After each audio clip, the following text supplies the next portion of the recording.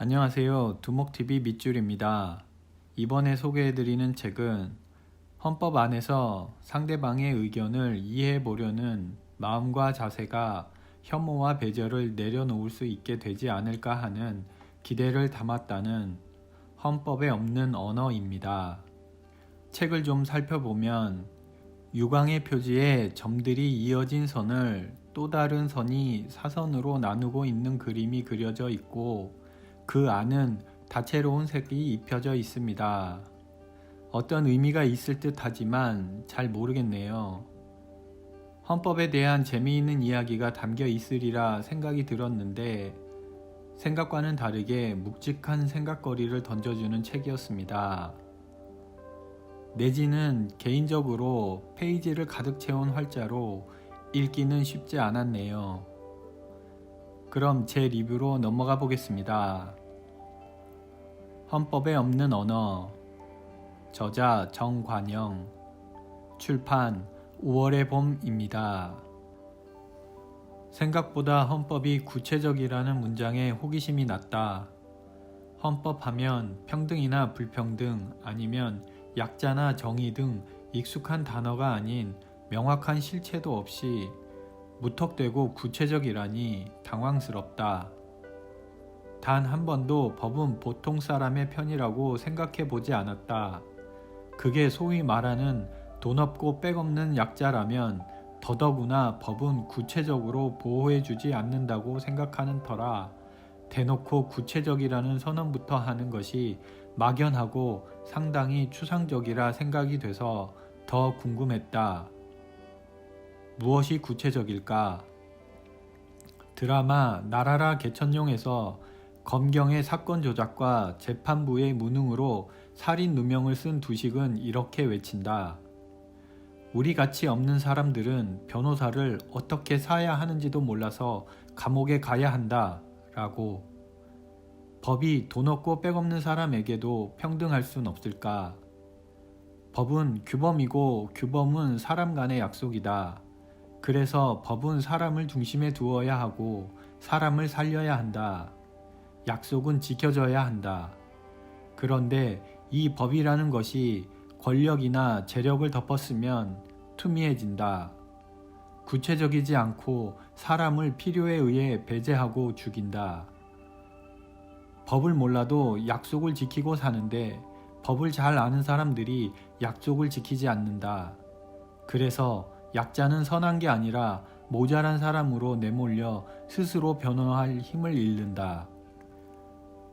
과연 우리는 아니 나처럼 보통이거나 장애가 있다는 이유로 약자라는 딱지가 붙은 사람조차도 이 책을 읽는 것으로 헌법의 효능감이 생생하게 살아날까 진심 궁금해 몰입하게 된다.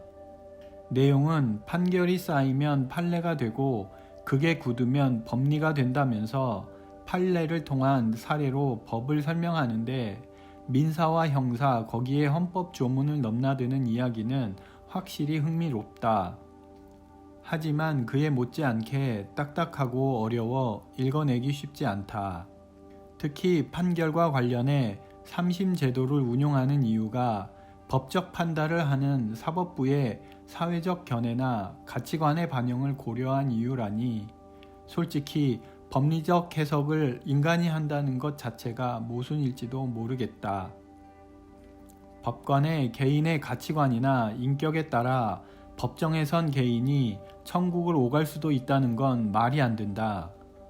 도대체 항공기 운항의 안전과 턱수염이 뭔 관계가 있다고 퇴사를 고려해야 하느냔 말이다. 그래서 감정이 배제된 법리만으로 판결한다는 AI 판사가 등장하는 게 머지않았다고 입을 모으는지도 모르겠다.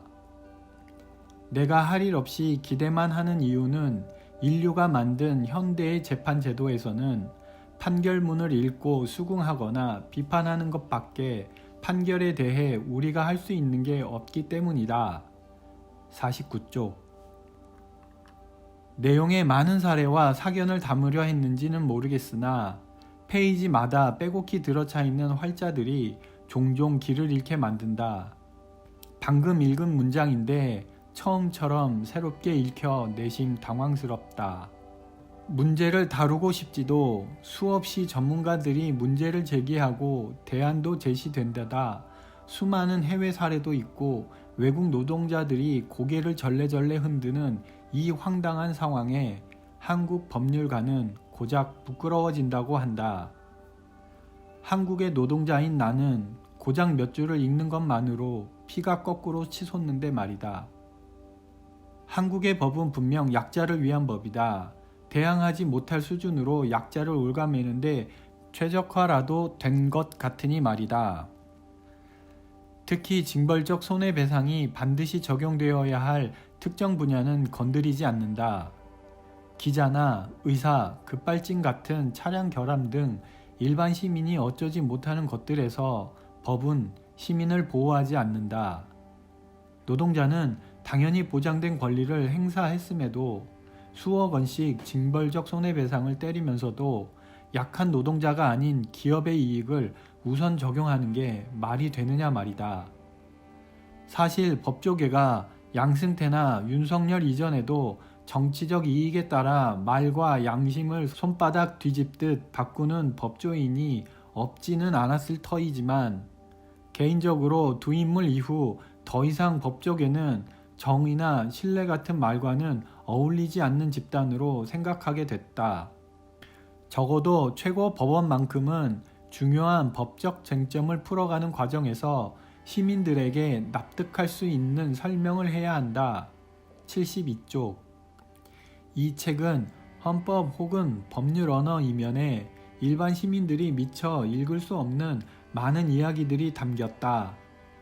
헌법적 기본권부터 노동법, 이소노미아의 평등권을 비롯 소수자, 특히 장애인의 차별적 요소에 대한 평등을 요구할 필요에 대해 언급한다.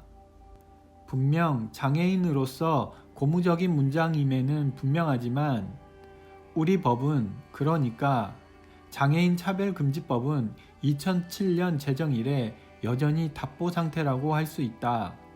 부연하자면 필요성에는 동의해서 제정은 했지만 시행은 또 다른 문제로 치부된다.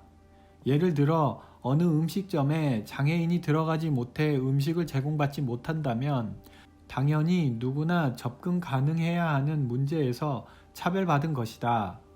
점주는 모든 사람이 접근할 수 있는 시설을 마련해야 한다. 이런 점을 법이 버젓이 존재하지만 개선되지 않는 것은 이 장애인 차별금지법이 처벌이 아닌 권고 위주로 운영되고 있어서일지도 모른다. 현재 차별을 당한 당사자가 국가인권위원회에 고발하면 인권위는 조사 후 대부분 시정조치를 권고한다. 아주 드물게 악의적 차별이 확인이 되면 처벌받을 수는 있지만 악의적을 증명하기란 쉽지 않다. 개인의 권리, 다시 말해서 법 앞에 모든 국민의 권리가 평등하다는 문장에 장애인도 당연히 포함되는 사실과 이런 당연한 권리를 침해했을 때는 여타 다른 사건들과 같이 엄중한 법적 처벌을 받는다는 사실을 모든 사람이 인식하고 있다면 굳이 평등을 요구할 필요가 있을까 싶다. 장애인도 우리 사회의 소수 집단이고 역사적으로 차별을 받은 집단이며 우리 사회의 장애인에 대한 편견도 입증된다. 또한 장애인에 대한 차별은 그 개인의 인격과도 직결되어 특별한 평등을 요구할 필요가 있다. 137쪽. 솔직히 이 책은 딱딱한 법률적 언어와 문장 안에서 읽히는 내용을 충분히 이해하기는 쉽지 않았다.